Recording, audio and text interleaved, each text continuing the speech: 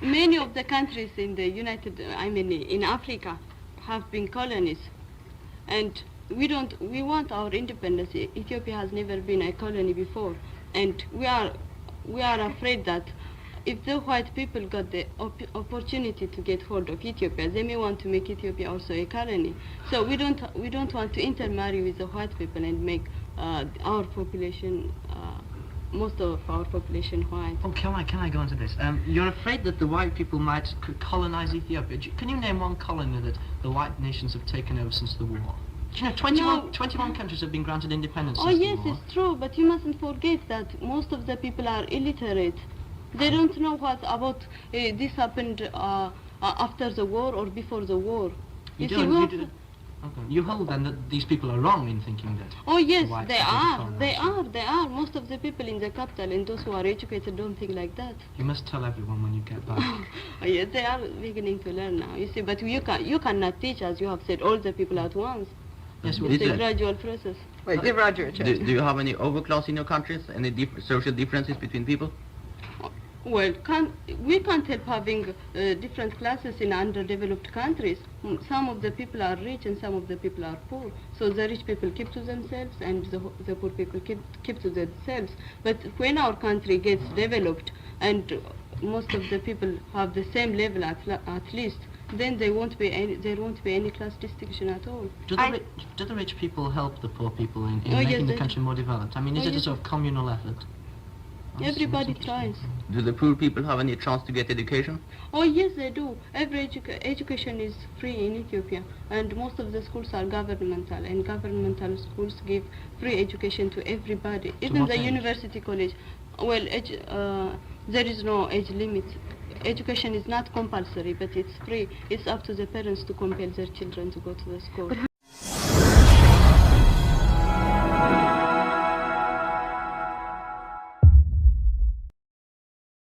So good morning, good people, good afternoon, good evening from wherever you're watching us from. This is Awakened Africa and welcome to another episode of our YouTube channel. This is where I tell stories. This is where I give my personal experiences with how I interact with the world and some of the things that I see in this world. So as I was going around my businesses online, I bumped into a video that really caught my attention. There is something that that I want to share. I would like to share with you in this video.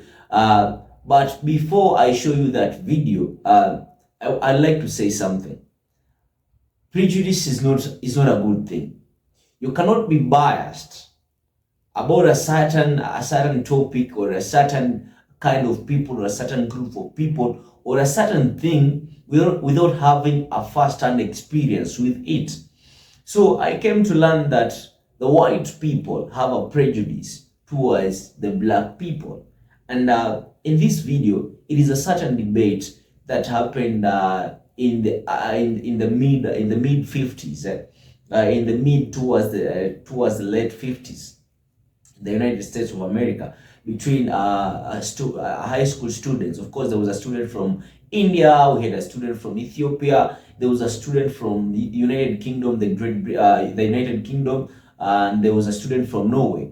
So these students were having a conversation on certain prejudices they had towards the United States, towards the black people, towards the white people, how they live. And I was really moved by how these high school kids, they debated during that time. I want us to watch that video. Let us open that video. But before that, I'll ask you to subscribe to this channel, like and share my content, and I'll be more than grateful. This is Awakened Africa. Let us watch the video. Today's discussion will be between Miss Bizuaya Huagonafer of Ethiopia, Mr. John Golden of the United Kingdom, Miss Nalini Nair of India, and Mr. Nils Rajaharbo of Norway. The discussion that's developing seems singularly appropriate to Brotherhood Week. The question is whether everybody or just some few people have prejudices. What do you say about that, Roger? Well, I think all people have prejudices. Many people, they don't see their own prejudices, and they say they don't have them. But I think all people have them, even if they don't see them. But I agree with him. I don't think there's anybody here who does not have any sort of prejudice, whether he is educated or not. Yes, that's only partly true, though, because, first of all, what is a prejudice?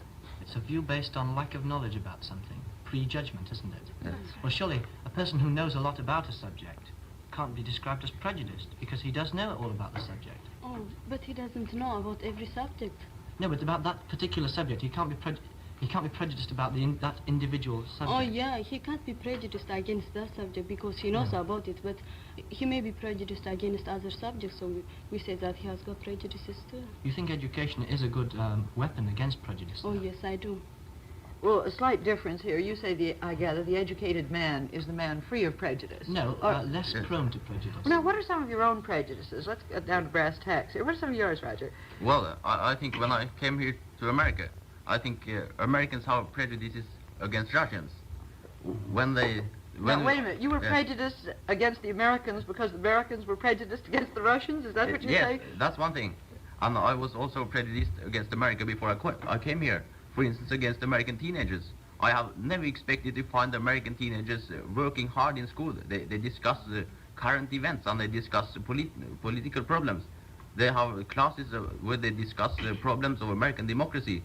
Here in America, I had never expected to find that. I thought all American teenagers were lazy and did nothing and then go to movies and have parties. Does that check with your experiences? Well, I think it does, because I was slightly prejudiced against America before coming here. But I have a great prejudice against the British, all right. But can you leave the British for just a minute? We'll come to that. I want to bring out some of these other prejudices on America and try to find out about them. What about your prejudices, Bizu? Well, my prejudice on America was based on the racial segregation here, because I heard a lot about the segregation in the United States and about the way the Americans treated the Negroes. Well, after I came here and noticed that and noticed that there is not at least my segregation in the North, and asked the people here about it, they told me that it's just in the South and not in the North. But I think that they don't realize the fact that we, the people outside America, we think only the United States as a whole and not as a different parts. And we don't care whether it's in the South or it's in the North. We think only as the United States, and we say that there's segregation in the United States. Well, as a black girl, well, I'm a colored girl, and when I hear that the whites ill-treat the black people, I was really prejudiced against the Americans.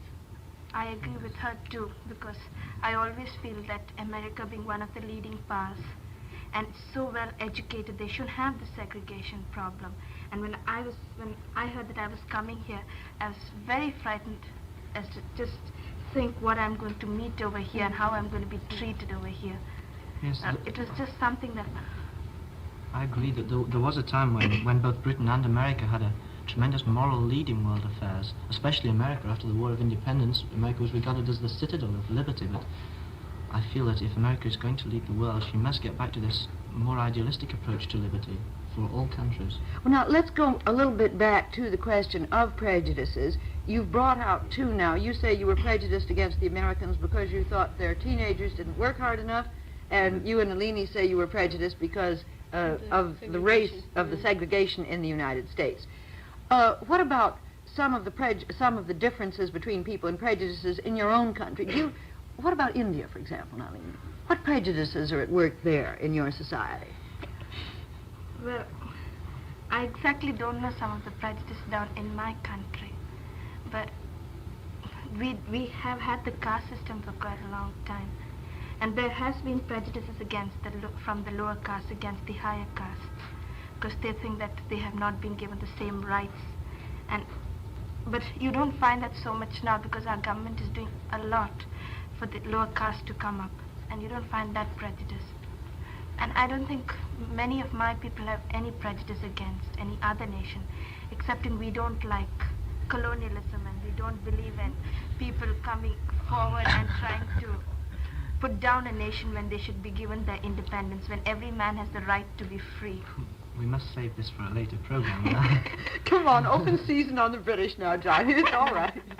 Well, I know Britain is often regarded as a class society, But since we've been semi-socialized for perhaps nearly 10 years, I think there is much less class consciousness. Personally, I have a class feeling in that I oppose the idle rich still. I don't disapprove of all the aristocracy, because some of the aristocrats in England have used their wealth for philanthropic purposes, but, oh gosh, some of the aristocracy I still hold a grudge against. Nalini, have you finished with Johnny, or do you want to talk a little bit more about... I'm interested in this prejudice as to its effect on Indian society today. Well, I'd like to know why the British, they're not giving their independence to Kenya. Well, this is a question, do you mean because of the British government is not giving independence? That's right. Well, first of all, the people in Kenya, the actual natives themselves, who form a vast majority, aren't economically capable of being independent. They're not politically ready for independence. When are they going to be ready if you're not going to give them the rights now? Well, we are giving it them gradually, and within less than 10 years, with capital development and political education, they will be ready for independence. But you've got to remember that there are 25,000 white settlers there who hold all the political and economic power at the moment. And these people are reactionaries. They are against any progress against any political power on the part of the natives. But you mean to say the Parliament has no right on such people? They would listen to the government? Well, it's the Colonial Office that has the power, but one can't just force the white settlers to hand their land over or give in their economic powers, because they have the vested interest in Kenya. If they were to leave Kenya, Kenya would no longer be economically viable. Oh, yes, they can hold the land if they buy it, as you said. But why don't they give them the right to educate themselves? Why don't they give them the opportunity for education? Well, they are. That is the point. But I've heard that they send this, the people of Kenya to a barren land, and if they go to this barren land, they will just be interested in developing that instead of going for education. Why don't they let the people live among them? I mean, together with them. Why don't they let them intermingle with them? Why do they put a separation between the white and the black?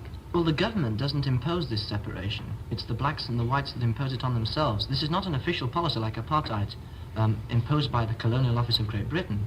It's just that the white people regard themselves as richer and having a different culture, and so they don't want to mix. They feel that if they did mix by intermarriage and social mixture, they would their own culture would be swamped by the numerical superiority of the colored people. Yes. You mean to say the people in Kenya don't have a culture of their own? Yes, that's the point. They have a culture of their own, and this culture should be kept independent. It shouldn't be westernized.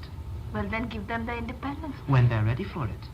And when are they going to be ready for it? In 10 years' time, when all the capital and economic development has been put in. You mean you start giving them that in 10 years' time? You haven't started at all. Well, they are starting now.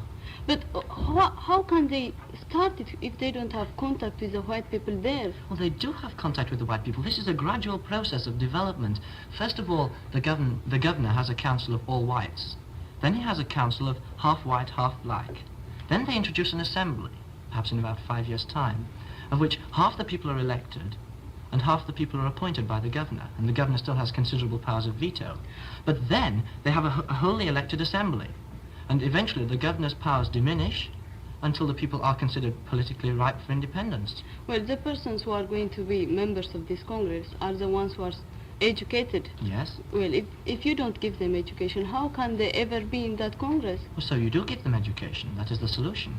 But they don't, you see, you give them their education and they are living separately. They don't know what the whites are, how the whites act, and they won't have the same opinion as the whites then when they go to that Congress.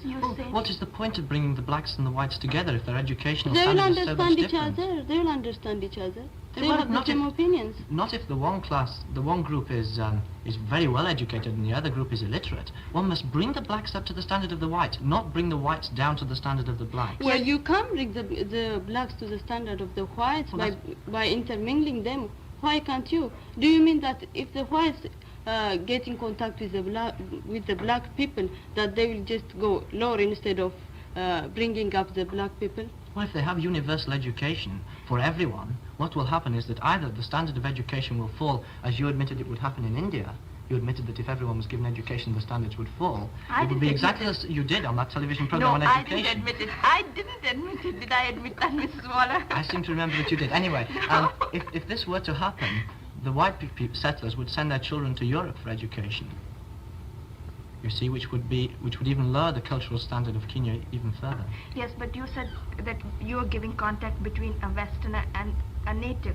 But isn't that a contact between a master and a slave, and not by equal rights? Well, in what way are they slaves? Well, then you are not giving them the independence, and all the people who are working down there are slaves of the Westerners, aren't they? You said they buy the Could you land. define this word slave? In what way are they slaves? I don't understand, Nalini. Well, they work for them. Well, does that make them slaves? Your father must have several people working for him, but they're not slaves, are they? But then they're not, they might not be slaves, but this is a government from a foreign country. It isn't government from a foreign country. Well, it is at the moment, but gradually it is becoming self-government. But it must happen gradually. These people cannot be thrown straight from dependence on Britain to complete liberty. Look, in Ghana we put into practice this gradual process of liberty and government. And what happened in Ghana? They proved that they weren't ready for it. They now have to have a semi-dictatorship, and Nkrumah is given emergency powers. But I think if you try, but you're not doing it at once, you're doing it so gradually. Yes. And it's now that every nation is wanting its independence, and I think if you do give them complete power and if you do want that, you can give them independence. Yes, but who is clamoring for independence? It's the intellectuals. Perhaps the top 1 or 2% who have been given a really good education, possibly in America or Europe. These people are ready for liberty and for independence, I admit. But what about the vast majority? I'm sure they are, and they want the independence. But I think they just don't want to ask. They just don't dare to ask for it now. Well, they do ask for Johnny, it continually, Nalini. Roger's been giving me a look. I think he's wondering whether you, if you were an American, would maintain exactly this position. Do you see any, you've heard Johnny talking about criticizing America for the segregation policy here. Are you now making a defense of which position? Put yourself in the position of America and some of your comments about America. Do you mean the American racial policy? Well, I'm just wondering if there's any connection between the way one thinks about race problems in Kenya and how one thinks about race problems in the United States. Is there any? Well, I don't know too much about race problems in Kenya. I know more about the race problems in United States. I think in Norway, the people there, we can't understand that you have race problems here. But I think we have got no problems like this ourselves, so it's very easy to talk about it. But if we had the problems, I think, I'm not quite sure that we would have had integration. Maybe... You don't have any race problems in Norway at all, Roger? Well, we have the Lapps in the north, but I think now there is no problems about them. Not now, but there were before. They were not quite recognized as Norwegians, but they're very small, about 7,000 Lapps, and they live in the north for themselves. Do they tend to stay together, or is there intermarriage? And there is intermarriage, and the Lapps are fully recognized now, but not before. But now they are fully recognized. You know, I think there's a tendency in America to compare the American race question with the question in, say, South Africa and Kenya, but these aren't really the same situations at all, because in America, as the Negroes are educated, they will be absorbed into the Western society. Whereas in Kenya and South Africa, if these people were to be given independence just like that, the white people would be absorbed into society, and the white people are the people with the economic and political power. There is a big difference there, isn't there? Well, you see, I don't exactly understand what you mean, but you see, you are separating the blacks and the whites there in Kenya. And you think that intermingling wouldn't help at all? Oh no! Please let me make my position clear. I'm in favour of integration in Kenya. Oh but yes. If the white settlers there will not, and the black people don't want to themselves, one cannot force them. Why do you say the black people don't want to? You think the prejudice is purely white? You don't think the black people have any prejudice against the whites? But you how yourself can have prejudice against the whites, haven't you, Nalini? Yes, I do. Yes, you have. But how can they help being prejudiced if That's right. White people are not treating them well? Well, why are they being maltreated? They're being given education gradually. We aren't as rich a But why country as all that. gradually? Why don't you give them education? You see, Ethiopia is an underdeveloped country like Kenya, but we have got our independence and we don't need any help from Britain, Great Britain or anywhere. We can help ourselves, and so can the Kenya. But the you have people always from been Kenya. independent. Oh yes, we you have haven't been a also- colony. Well, if they give independence to Kenya too, I'm sure they can support themselves as we do. Well, I can say that because we have been a colony, and after you giving us independence, we've been able to cope up all right. And Yes, I'm how? By getting lots of Western capital, didn't you? But we 5-year might- plans. Yes, the 5-year plans have been based by us. We do get foreign help, but even then we are coping up. I'm sure Kenya can go about with that. They can get foreign help too. Yes, but all the power in India was not concentrated in the hands of the whites, all the economic power, as it is in Kenya. See, in India, the power has never really been concentrated in the hands of rich white capitalists. Why? It is at the moment in Kenya. They Why wouldn't is dare it? to. They wouldn't dare to, no. Who wouldn't dare? You mean the white people? The white people in India never had all that power, but they have in Kenya, and one can't just take it from them like that. Well, you see, if you don't let the whites and the black people have the same opinion, and if you don't give them the same education together, they won't have the same opinion in the future too, and it will be very difficult for you to let the black people enter the Congress after all. Yes, Bizu, I see your point, but since the war, we've given $2,000 billion to the colonies. Now, we are not a rich country. We do not give as much aid as America, but we give as much as we can. And the educational program is not perhaps as much as we would like to give them, but we do give them all we can in the way of education. Perhaps it's insufficient, but it's as much as we can. And it must be a gradual process. One can't just give people a high school education after they've been illiterate for thousands of years. Gradually build it up, yes, as they are doing in India. Aren't they? Johnny, since there isn't a delegate from Kenya, it's a little difficult. I'd rather stick on things that we know. And I think you asked a fair question of Nalini that you didn't ask of Bizu. What prejudices do you have against whites? Or is it only the whites that are prejudiced against people of a darker skin? Well, you see, Ethiopia has been defeated by the Italians about 17 years ago, and we have been very much, we had suffered a lot because of these white people, the Italians. And when the younger generations, we grow up, we ask our parents about that, and our parents, they tell us a lot about it because they just can't help, they just can't forget what has happened to them before. And we are a little prejudiced against the white people. And many foreigners who come from the outside world, they say that the Ethiopians have a feeling of hostility towards the white people. But I want them to understand that how can we help it? We have been suffering for 5 years because of these Italians, and we can't forget it in 17 years.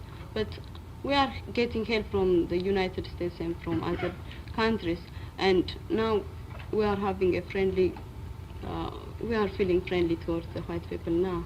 But because the Italians occupied your country for 5 years, does that make you hate all white people just because the Italians were white? But you see, now I know that there's a difference between all white people are not the same. But you see, most of the people in Ethiopia are not educated. They are illiterate, and they see only the appearance of the people, and they just don't know one has come from the United States and one has come from Italy. So they seem prejudiced against all white people. It's the same with us, isn't it, Mrs. Warren? We must admit that the white people regard most of the coloured people as just coloured people until they get educated. It's complicated now with so many people moving around so much, because as I think we see in the forum group, there aren't just two colors. There are infinite gradations. Would you be able in the forum group to say who was black and who wasn't? Where do you draw the line? There's a very wavy line. I wouldn't know which way to include them. Almost impossible. And besides, all the people are of equal intelligence. That's what impresses me so much. The fact that the white people are by no means dominant in the group. Everyone is probably... On the contrary, I think. Yes, I think think they're probably so more intelligent than the whites are. And so one can't draw a line according to intelligence, and the colours vary so much one can't draw a line according to colour. What is colour prejudice based on then? Yes, when you take the whole world together and see all the gradations, it makes it different. But Beezer, I'm not finished with you yet. I want to really find out. Would you marry a white man? Oh no, not me. I won't marry. You see, it's because many of the countries in the in Africa have been colonies, and we want our independence. Ethiopia has never been a colony before, and we are afraid that if the white people got the opportunity to get hold of Ethiopia, they may want to make Ethiopia also a colony. So we don't want to intermarry with the white people and make our population, most of our population white. Oh, can I go into this? You're afraid that the white people might colonize Ethiopia. Can you name one colony that the white nations have taken over since the war? Do you know, 21 countries have been granted independence since the war. Yes, it's true, but you mustn't forget that most of the people are illiterate. They don't know what about this happened after the war or before the war. You hold then that these people are wrong in thinking that? Oh yes, they are. Most of the people in the capital and those who are educated don't think like that. You must tell everyone when you get back. Oh, yes, they are beginning to learn now, you see, but you cannot teach, as you have said, all the people at once. Yes, it's a gradual process. Wait, give Roger a chance. Do you have any overclass in your countries? Any social differences between people? Well, we can't help having different classes in underdeveloped countries. Some of the people are rich and some of the people are poor. So the rich people keep to themselves and the poor people keep to themselves. But when our country gets developed and most of the people have the same level at least, then there won't be any class distinction at all. Do the rich people help the poor people in making the country more developed? I mean, is it a sort of communal effort? Everybody tries. Do the poor people have any chance to get education? Oh yes, they do. Every education is free in Ethiopia, and most of the schools are governmental, and governmental schools give free education to everybody, even the university college. Well, there is no age limit. Education is not compulsory, but it's free. It's up to the parents to compel their children to go to the school. But how is there so much illiteracy then, if education is I free? understand that, I know. But you see, do you know when school was started in Ethiopia? The first school was started in 1905, and the number of schools began to increase only about 25 years ago. So what was happening for the 3,000 years that Ethiopia was an independent I'm honestly asking for information. Oh yes, I understand. Well, Ethiopia has never had any contact with the outside world before. It has been just an isolated country since the 8th century. Well, before that, during the BC, before Christ's time, Ethiopia was a very civilized country, even more civilized than the Greek people, they said. But after that, when the Muslims came and tried to invade Ethiopia, Ethiopia kept to her religion. She was a very devoted Christian country, and it became just like an island surrounded by I have Muslims. misunderstood you then, Bizu, and I apologize. What you were saying was the first public school was in 1905. Yeah. Because obviously you had private education for a long time before that. Yeah, the private education was only for those who want to enter into priesthood. I see. And most of the people are farmers, and farmers do not need much education, so they don't go to schools. We've got just a little time left. I want to really come back to a question I asked before. What have been some of your experiences personally with the race problem in the United States? I think it would be interesting to all Americans to hear. I heard a very interesting story about a man in New York who was saying to one of my friends, I've got two dislikes. I hate people who are prejudiced, and I hate... This, I think, is quite a rare attitude, but there is a certain feeling of superiority still. In all the white people seem to feel it, just greater or lesser extent. No, but in the schools you've been in here in the New York area, what kind of experiences, right? Well, I had very great difficulties with finding a place to sit in the cafeteria in the school. Then I came to a bench, and there sat two Negro girls and one Negro boy, and the rest of the place was empty. So there I could sit down, but all the other places were overcrowded. But there were no people, only two Negro girls and one Negro boy, and there I could sit down. Well, in one of my schools that I've been, that I've noticed that even there are prejudices, but it's more of a prejudice not against race, but against the girls going to college, the college prep kids, the vocational and the business kids. You find that the college prep kids have a very great superiority complex, and you find that the business and the vocational girls and boys have an inferiority complex, and they don't mix with them. This is a prejudice that I found in one of my schools. Is that true? Yes, it is true, and you find that most of the vocational kids never mix with the college prep kids. They're completely separate, and they're so inferior. They just wouldn't like to come up, and most of their school classes are right down in the basement. So they always remain there, and then they never mix with the college prep kids. Yes, I agree with Nalini. As America seems to get more and more homogeneous grouping and more streaming, the people become more conscious of their intellectual superiority. It's just the same in England too. It's very That's, of course, the reason why we haven't had homogeneous grouping. We haven't wanted to let these class differences come into education? Before coming here, I had always an idea that there was great dignity of labor. I mean, everybody was proud of what she was doing or what she was taking or he was taking. But here, a vocational or a business kid just feels so inferior to the college prep kid. And I can't understand why, because he has chosen his own business, and so why should he be sort of, he doesn't like to say that he's doing a certain business. I hope what you're commenting on is the rather recent new interest in intellectualism in this country. I hope it's that, but I don't want to forget it. Lisa, what's been your experience personally in the schools here with segregation? Well, I haven't seen much. I've seen most of the kids, talking to one another and all this. But most of the time, the Negroes keep to themselves and the whites keep to themselves. This is not so in the school that I am now. I find that there's great intermingling between the Negroes and the whites. I've never seen such things before. You find that the way they're treated, it's exactly like all of them are just one group of people. I haven't found two racial groups at all in the school. It's just something lovely. There was a big sort of statewide discussion in New York City, and there was a school which was predominantly white, and yet the girl who was chosen to give a speech of welcome to Mrs. Eleanor Roosevelt was a colored girl. And she was very intelligent. And in the school I'm staying at the moment, they had a very exciting basketball game in which the hero of the whole match was a colored boy. And they said he was the only person in the school that everyone knew his name. He was very popular, and there doesn't seem to be any distinction at all. I'm so glad to end on that note, because after all, perhaps the possibility of brotherhood isn't quite so far away as we may have thought it was. If you've had experiences like that in our schools, all I can say is, I couldn't be happier. Until next week, then. So welcome back to the channel, guys. I hope we've all seen that video. I hope we've all watched that video, and this is my take according to their debate.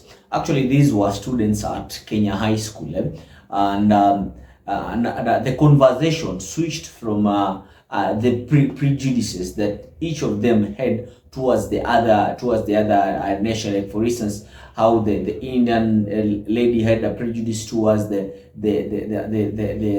United States United States of America. How the Ethiopian lady had a prejudice towards the white people too, in matters relating to racial segregation. And this is what I think. I will agree with the guy from Norway that each and every one of us has a prejudice, like that prejudgment. Before you know something, like before having a personal experience with something, we always have that prejudice towards it. But the interesting part from this video that has caught up my attention is the issue to do with the colonialism. You know, the colonial. Actually, that was the main topic in that discussion or in that debate. Colonialism. How the student from United Kingdom, how he was defending his people, how he was defending his country. As we all know that the Great Britain or the United Kingdom, you know, the Britons, they really colonized a better part of this world. And I come from Kenya, and we were colonized by the British. And there was that racial segregation here was really rampant. It was so rampant. You know, there were schools where black kids could not attend. You know, the mode of transport black people could not use. You know, these as he has said, the student from the United Kingdom. You know, there was this certain stereotype that they wanted. You know, these people, they came from the West. You come to Africa, but you don't want to lose your culture because you think that if you interact, if you interact with the black people, with the Africans in Kenya, you'll erode your culture. So they wanted to preserve their own white culture, but they didn't want to destroy or spoil their white culture with the African culture. We were people who had our own culture and we loved it. And these people, according to that debate, as this Ethiopian girl, she was trying to defend the Kenyans, the Africans in Kenya. She was saying that, you know, How can you say these people are not ready for independence, yet you came from West and took away their independence? These people were well off. These people were okay. We were doing fine without the white culture, without this. So you can't tell us that you can't give us independence because we are not ready for it. The guy from United Kingdom was trying to give an example from Ghana that they gave Ghana independence in around 1957, if I'm not wrong, and they proved that was it 1950? If I'm not trying to remember very well, but I think Ghana is among the first countries in Africa to gain the independence, and it really shocks me that this white boy was saying that Ghanaians are not ready for independence. So how do you say that people are not ready for independence, yet you found out that you found these people were already independent? You took away the independence, and they think that by giving them the white education, trying to change their culture, was going to make them ready for independence. So like this problem of colonialism, it really affected our country, our country Kenya, and our continent Africa at large. We're going to have more of this conversation as time goes by, and I'd like to say thank you for those people who have chosen to subscribe to this channel, like and share my content. I can't be short of I can't be short of what do we say? I'd like to say thank you, and God bless you. If you're new to this channel, of course, I'll ask you to subscribe, like, and share my content. This is Awakened Africa. Until next time, bye-bye.